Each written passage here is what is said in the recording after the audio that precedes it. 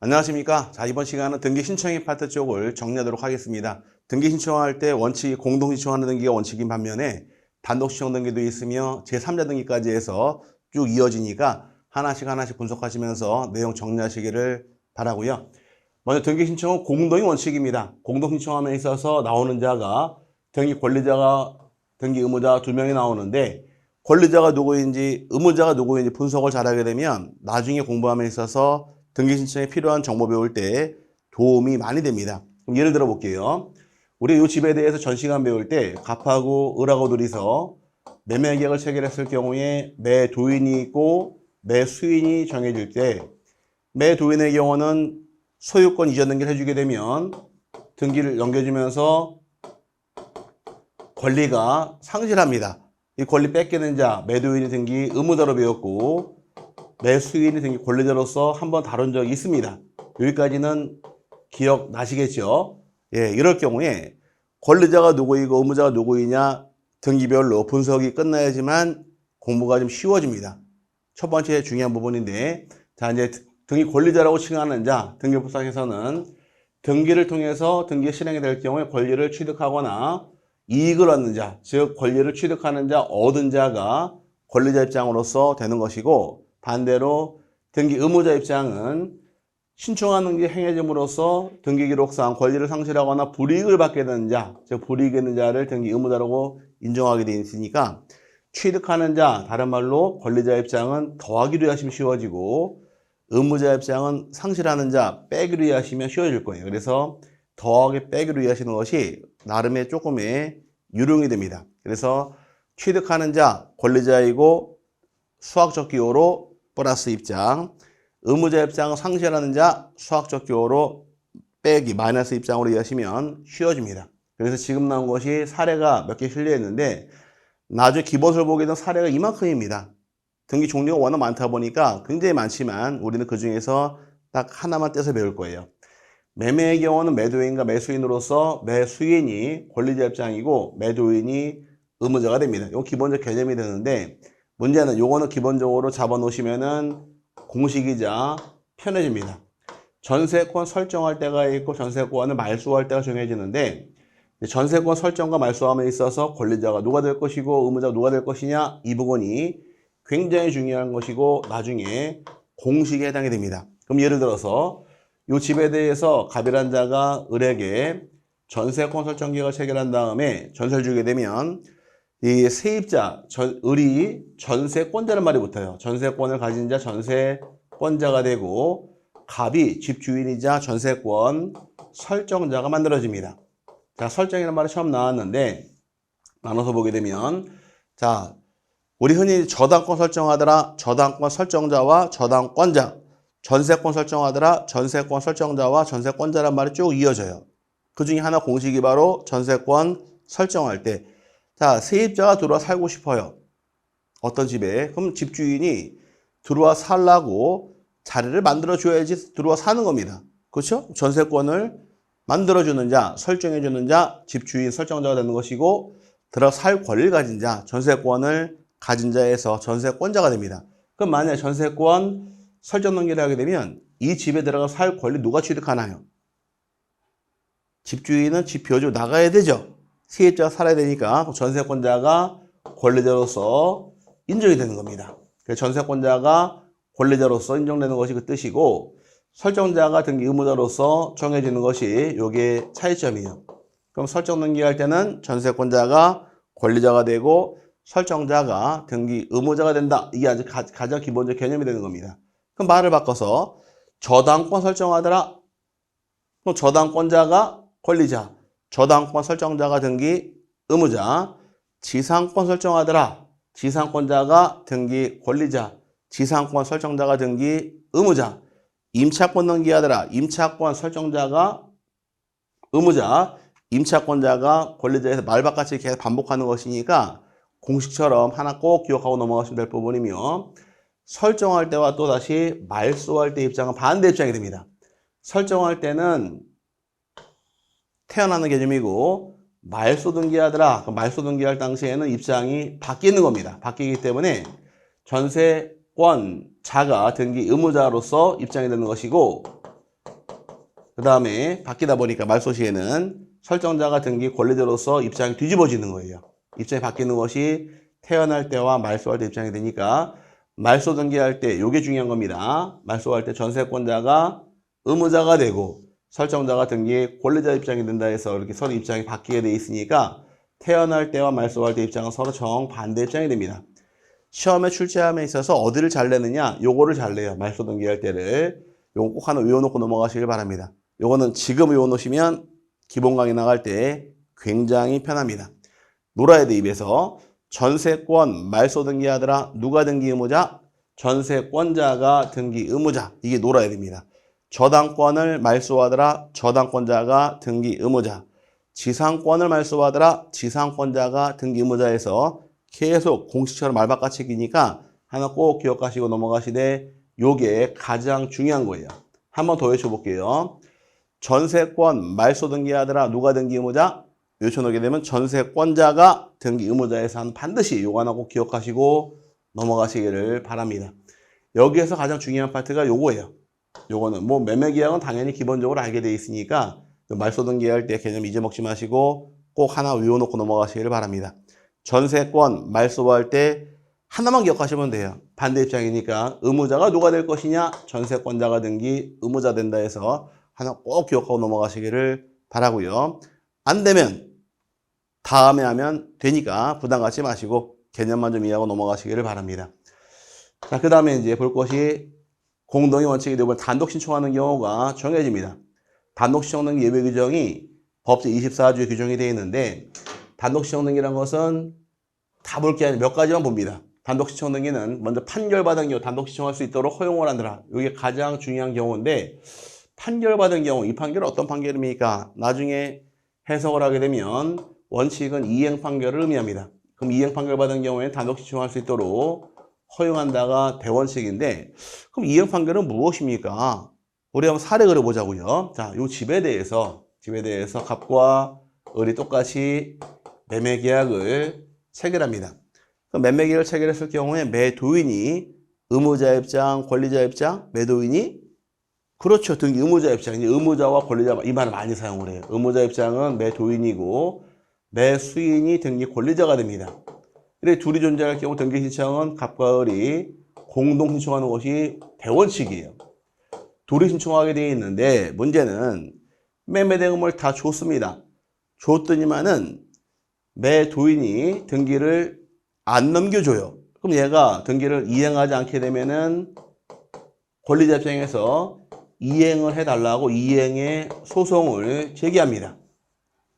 제기해서 승소 판결을 받게 되면 승소한 권리자가 단독 신청할 수 있도록 허용을 해주는 것이 내용이고 반대로 매매계약을 체결한 다음에 이번에는 매수인 을 권리자가 등기를 이행하지 않아요. 등기를 안 가져갑니다.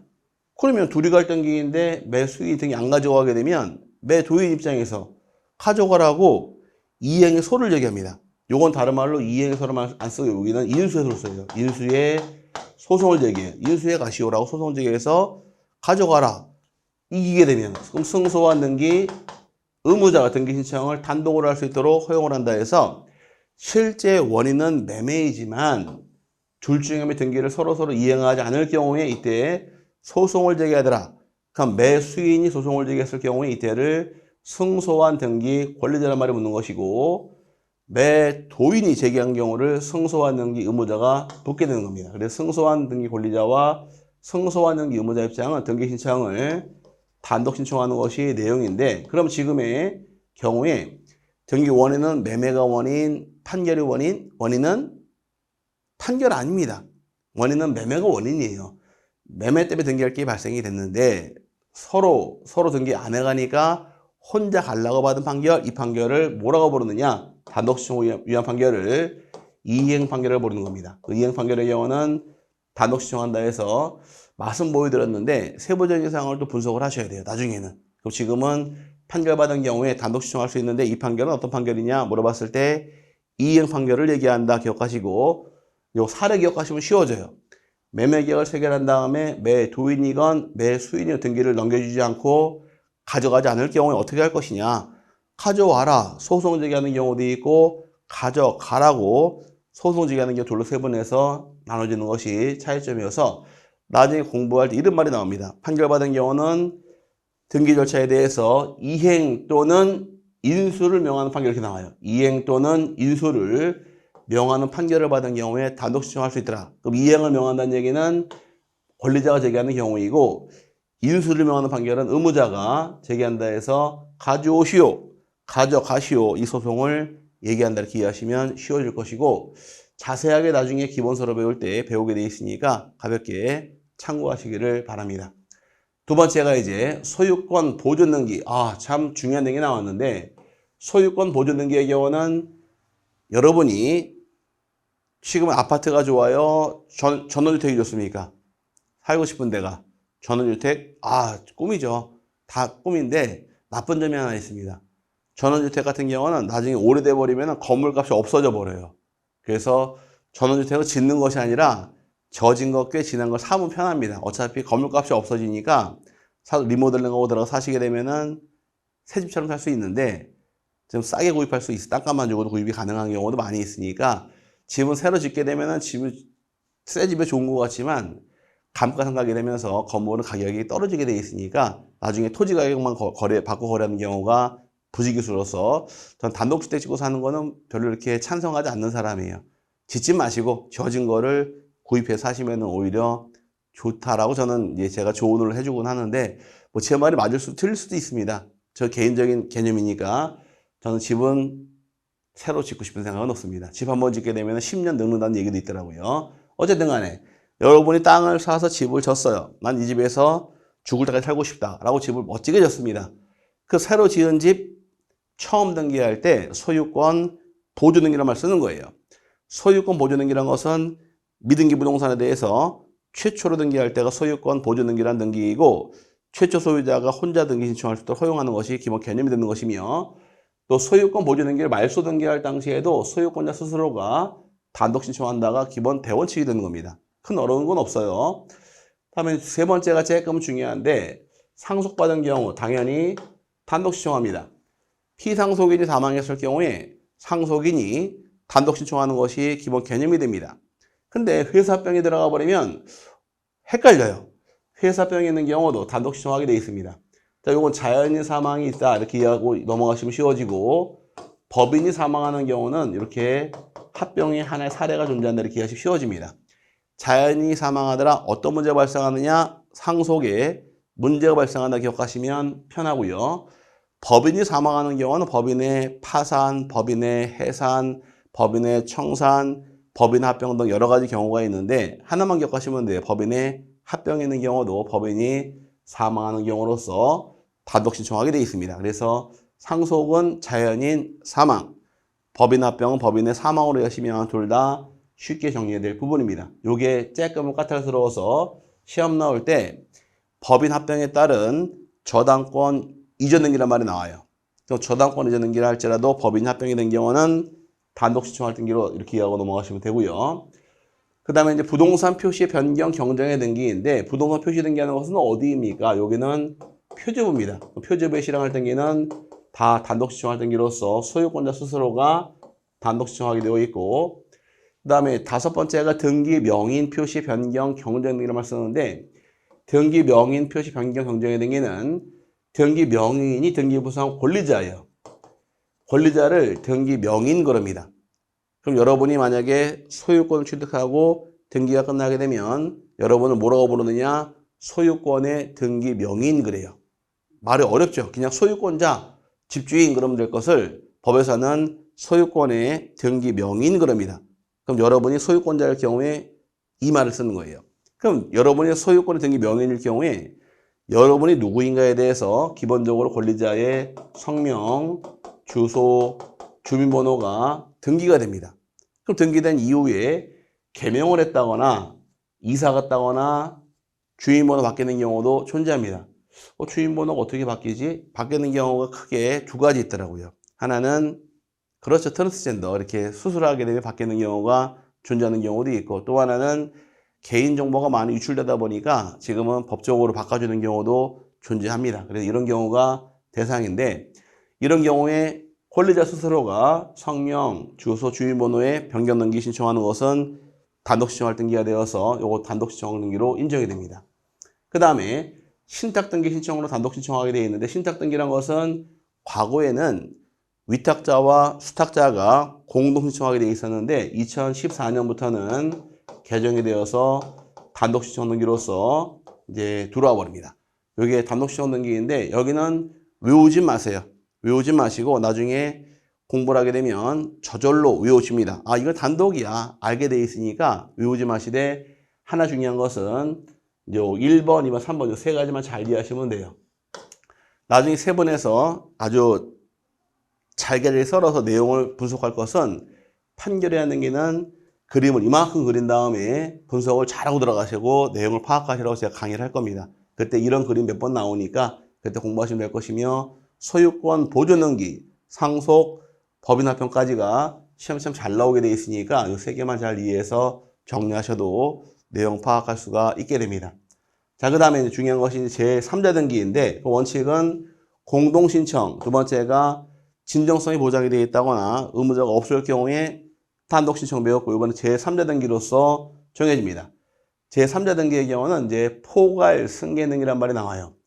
포괄 승계인 등기 굉장히 중요합니다. 시험에 거의 매회 나오기 때문에 요거는 꼭 기억을 하고 넘어가시는데, 포괄 승계인 등기, 또 다른 말로 상속인에 의한 등기란 말을 사용합니다.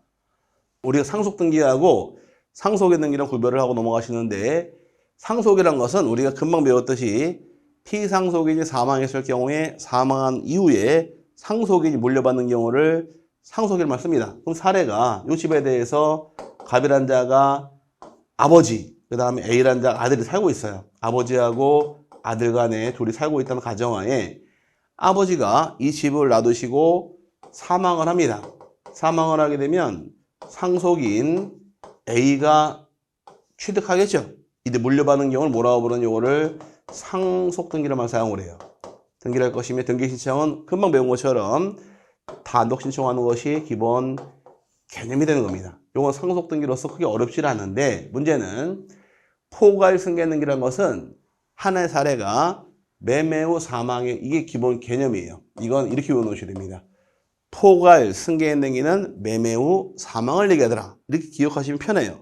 의는 등기 원인이 발생한 후에, 쉽게 해서 매매계약을 체결한 다음에 권리자나 의무자에 대해서 상속이나 그 밖에 포괄 승계가 있는 경우에 상속인, 그 밖에 포괄 승계인이 등기 신청할 수 있다가 내용인데, 그 매매계약을 체결한 이후에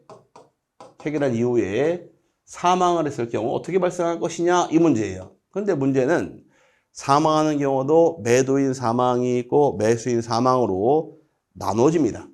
그럼 매도인이 사망했을 경우에 어떻게 처리할 것이냐, 매수인이 사망했을 경우 어떻게 처리할 것이냐, 둘로 세분해서 내용을 파악하는 것이 사실 공부가 됩니다. 그래서 자, 이 집에 대해서 그림 그립니다. 갑과 을이 매매계약을 체결했어요. 매매계약은 1월 1일 날 체결하고 1월 31일 날 등기하기로 계약을 체결한 상태에서 매도인 갑이 사망을 합니다.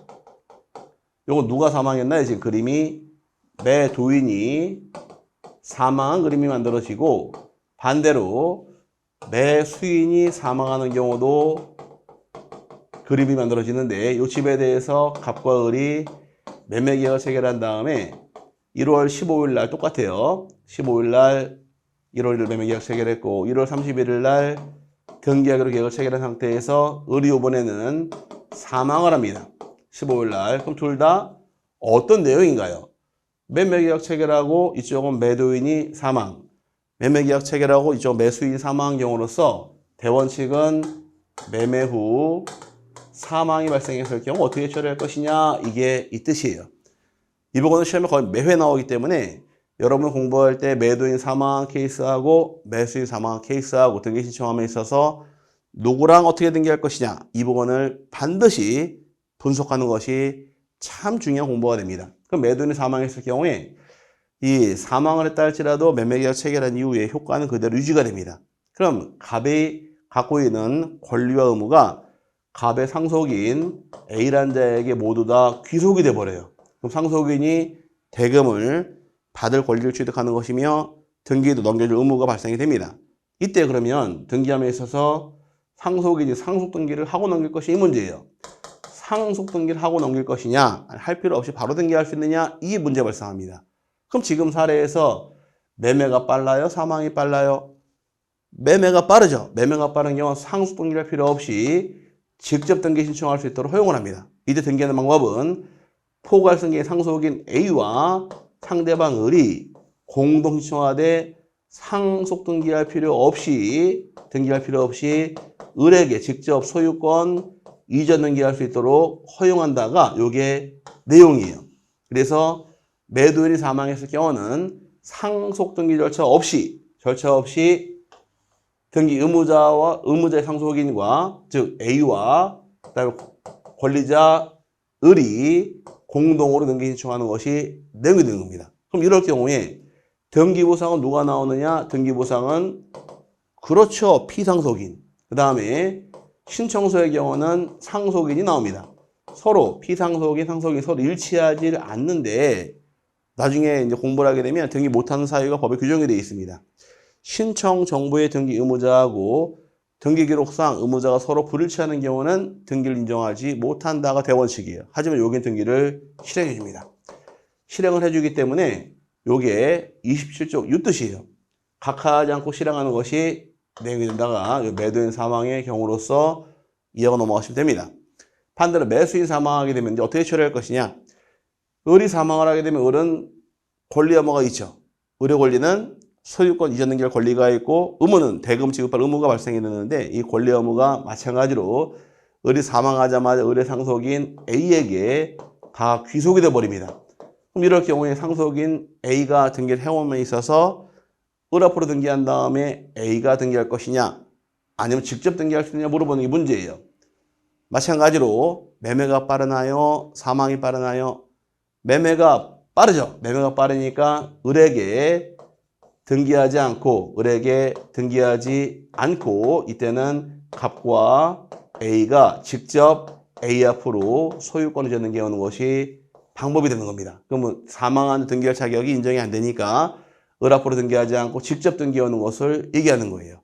이렇게 두 가지 사례가 만들어지니까 매수인 사망을 하게 되면 등기 의무자 갑과 권리자의 상속인 칠판에서 A와 공동으로 매수인 상속인 명의 A 앞으로 직접 소유권을 젓는 길을 신청할 수 있도록 허용한다가 내용이 되는데 말로 이렇게 쭉 그리게 되면 헷갈리니까 여러분이 제가 그린 것처럼 매도인이 사망한 경우와 매수인이 사망한 경우 어떻게 등기할 것이냐 이 부분 두 개를 그림으로 이렇게 이해하시면 쉬워집니다.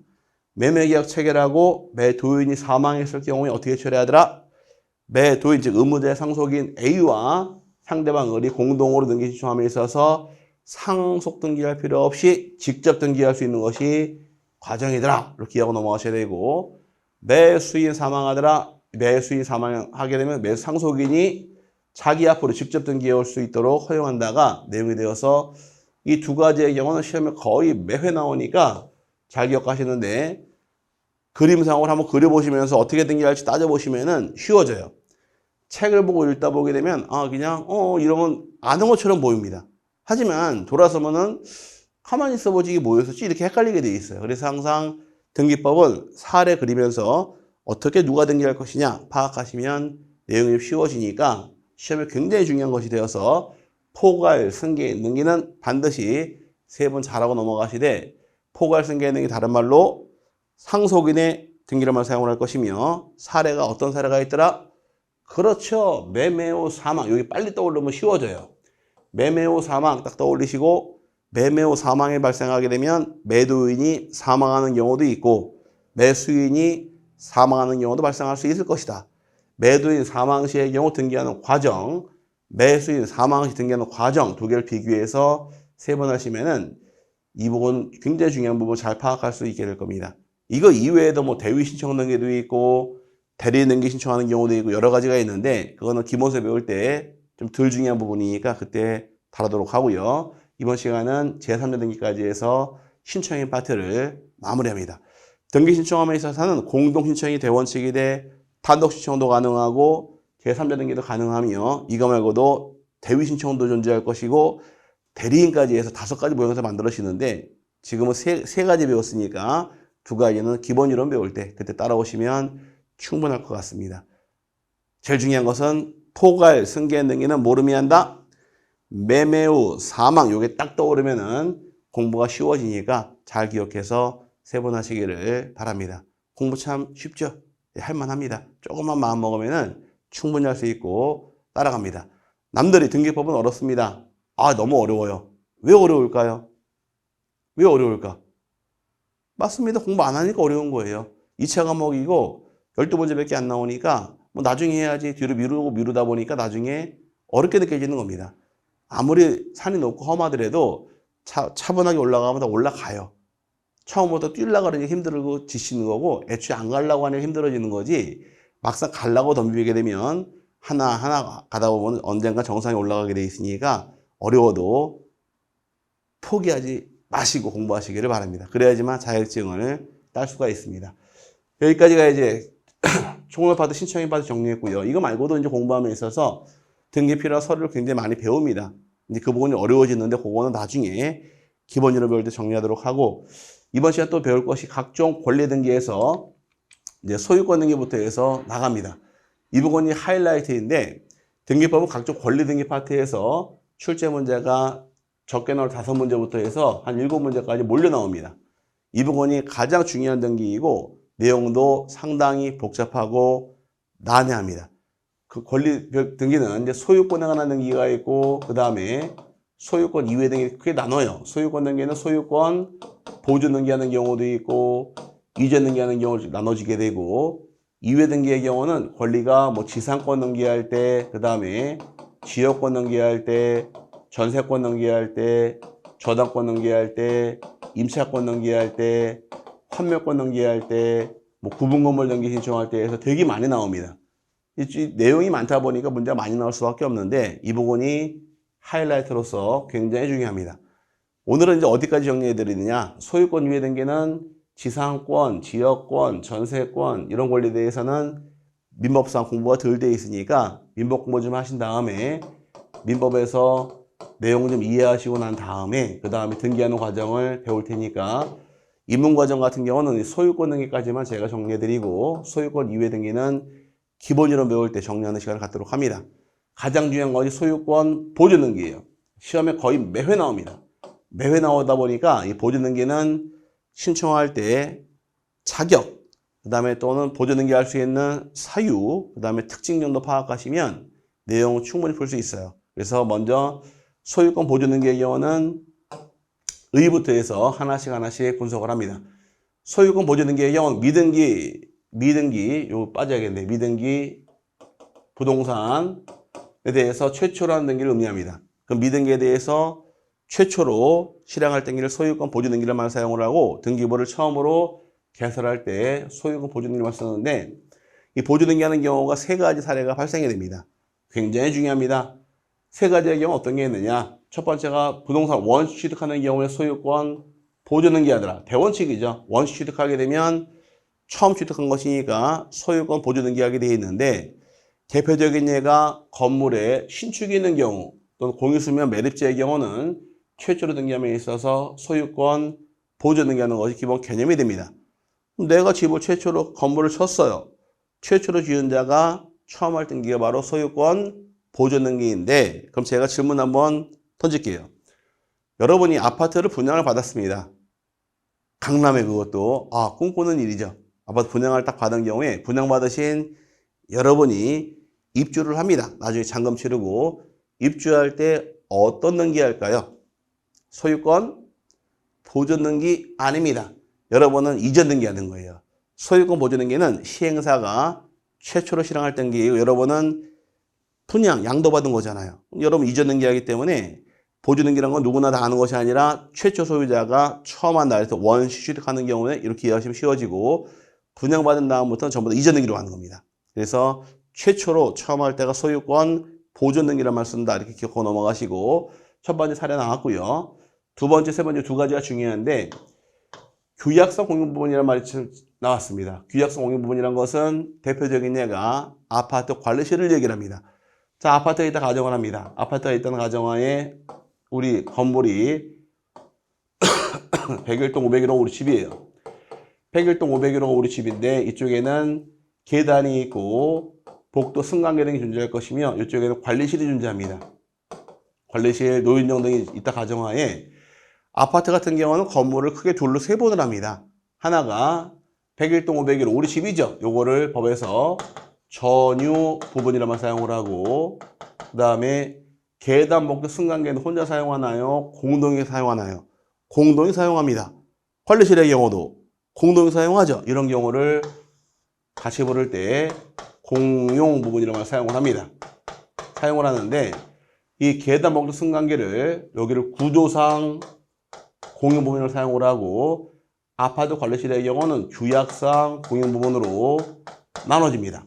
그럼 이제 아파트 건물의 경우 크게 둘로 세분을 하더라. 하나는 전용 부분하고 또 하나가 공용 부분으로 세분하게 되어 있는데 공용 부분은 다시 둘로 나눠서 하나가 구조상 공용 부분이 있으며 또 하나가 규약상 공용 부분으로 수용해 줍니다.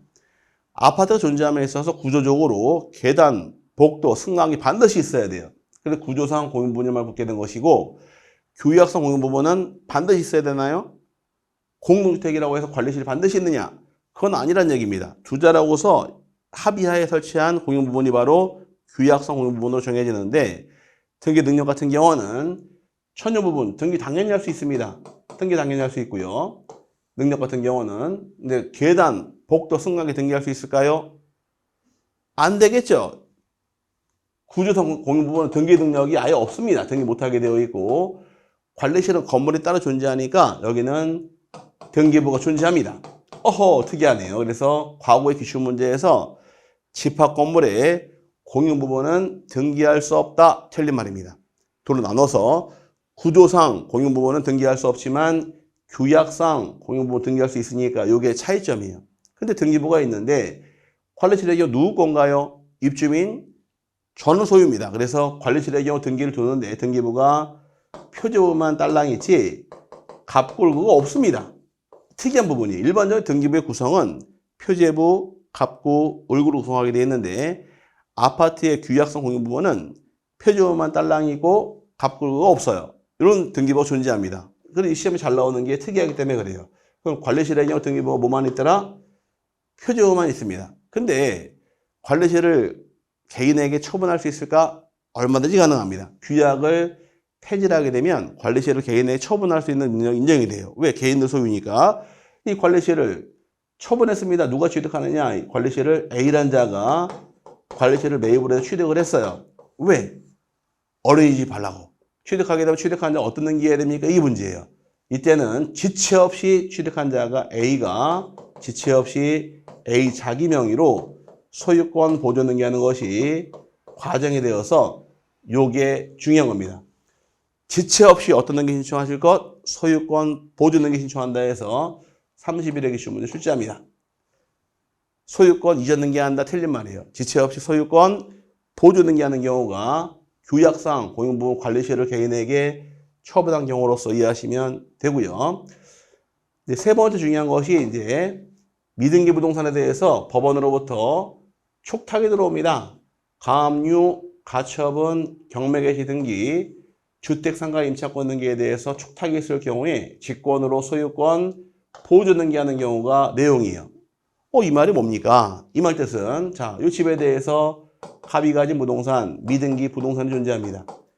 등기부가 없는데 문제는 법원에서 등기소로 촉탁을 해요. 촉탁이라는 얘기는 관공서가 요청하는 등기를 등기 촉탁이라고 씁니다. 일반 개인은 등기를 신청했단 말을 사용을 하고 관공서 쪽에서는 신청이라는 말을 쓰지 않고 촉탁거립니다. 촉탁이라는 것은 업무를 위임한다는 뜻이에요. 그래서 관공서가 다른 관공서, 등기소 쪽으로 업무를 위임한다 해서 등기 촉탁거립니다. 그래서 법원이 등기소로 촉탁을 하는데 가압류, 그 다음에 처분금지, 가처분 등기, 그 다음에 경매개시 등기하고 주택임차권, 상가임차권 등기에 대해서 법원이 등기소로 촉탁을 합니다. 촉탁에 들어온 경우에 이 등기를 하긴 해야 돼요. 법원이 하라고 요청하는 등기를 해주긴 해줘야 되는데 문제는 전제조건이 있습니다. 금강산도 식후경. 그렇죠? 마찬가지로 이등기를 하기 위해서 먼저 무엇이 존재해야 될까? 등기부가 존재해야 되는데 현재 가ቤ부동산은 미등기예요. 바로 이등기할 수 없으니까 등기관이 1순위로 갑의해야 될 간명의의 소유권 보존등기를 직권으로 실행을 해준 상태에서 법원이 요청하는 등기 하나를 끄집어내서 2순위로 가압류하는 것이 과정이 됩니다. 이럴 경우에 법원으로부터 어떤 촉탁이 있을 경우에 직권으로 소유권 보존등기합니까? 이게 포인트예요. 미등기에 대해서 가압류, 가처분, 경매개시, 주택상가 입찰권 등기에 대해서 촉탁이 있을 때 직권으로 소유권 보존등기한다 해서 이 두 가지가 시험에 거의 매회 나오기 때문에 이 두 가지는 꼭 잡고 가시길 넘어가시기 바랍니다. 자, 규약상 공인부분이란 말 딱 나오게 되면 지체 없이 소유권 보존등기하더라.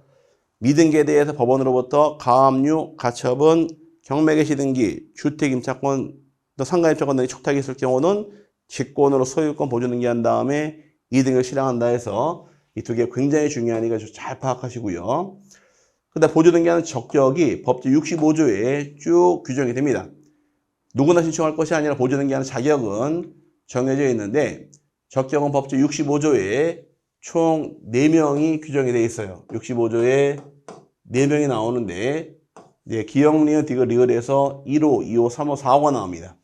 1호의 경우는 토지대장이나 임야대장이나 또는 건축물대장의 최초의 소유자로 등록되어 있는 자 보존등기할 수가 있고 그자의 상속인 등기 신청할 수 있으며 그 밖에 포괄 승계인도 신청할 수 있도록 허용을 합니다. 조금만 이해하시면 돼요. 자, 소유권 보존등기라는 건 누가 신청하더라? 그렇죠. 최초 소유자가 처음 하다 보니까 토지대장, 임야대장, 건축물대장의 최초 소유자가 등기하는 것이 대원칙이에요. 그럼 반대로 한번 이해해보자고요. 최초 소유자가 아니면 보존등기할 수 없다가 되는 겁니다. 이렇게 말이 풀고 들어가는 거예요. 근데 문제는 최초 소유자가 사망을 했습니다. 그 사망한다 등기 신청할 수 있다 없다?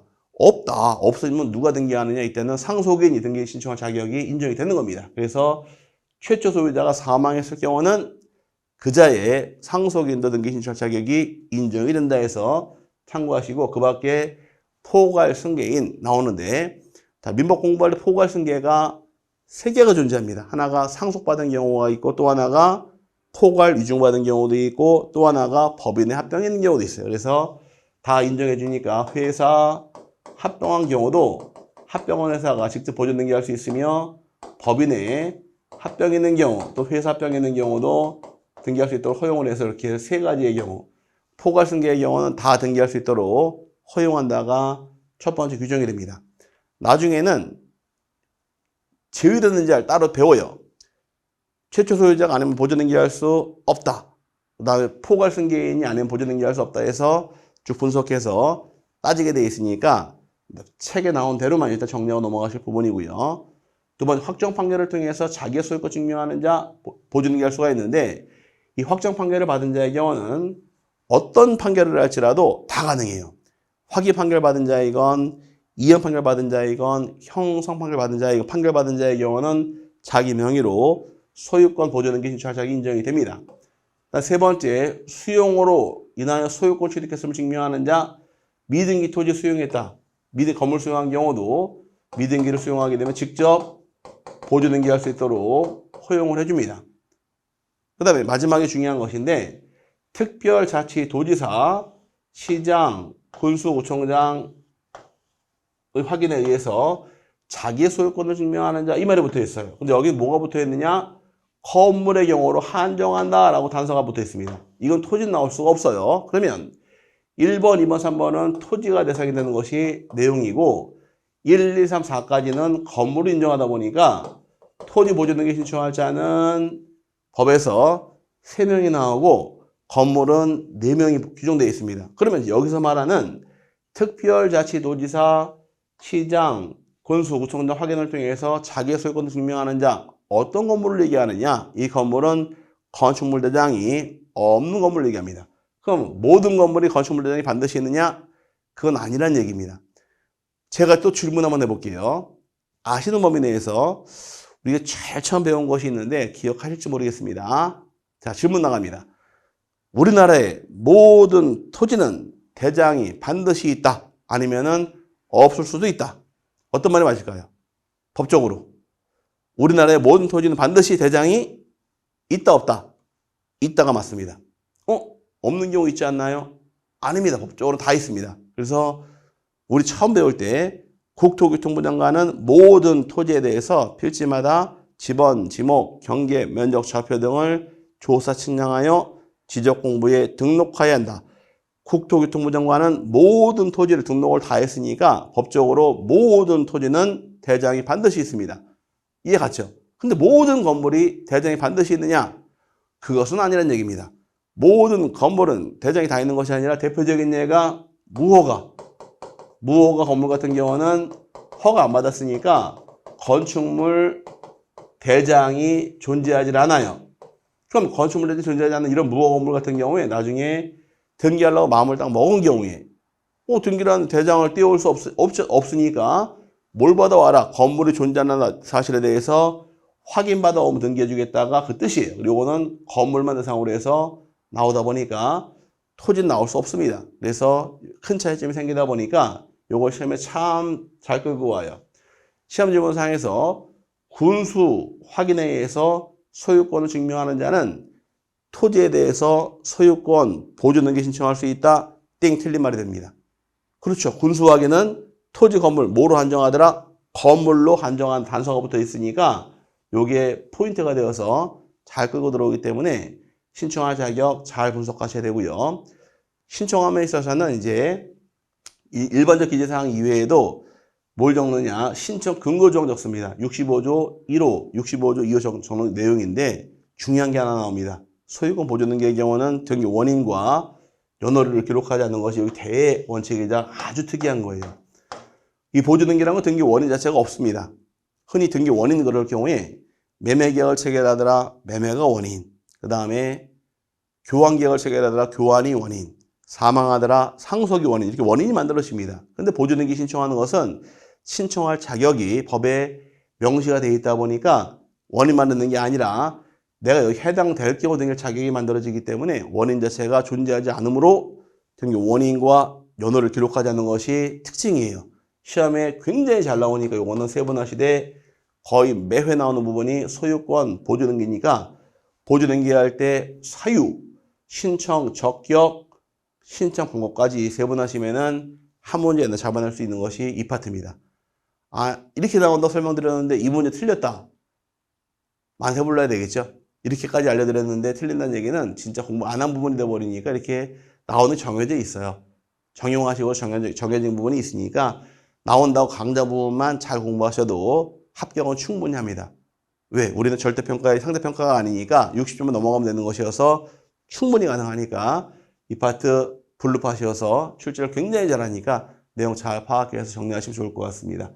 자, 이번 시간 배운 내용 여기까지 보도록 하고요. 다음 시간은 소유권 이전 등기 쪽을 나갈 텐데 이 소유권 보존 등기는 워낙 중요합니다.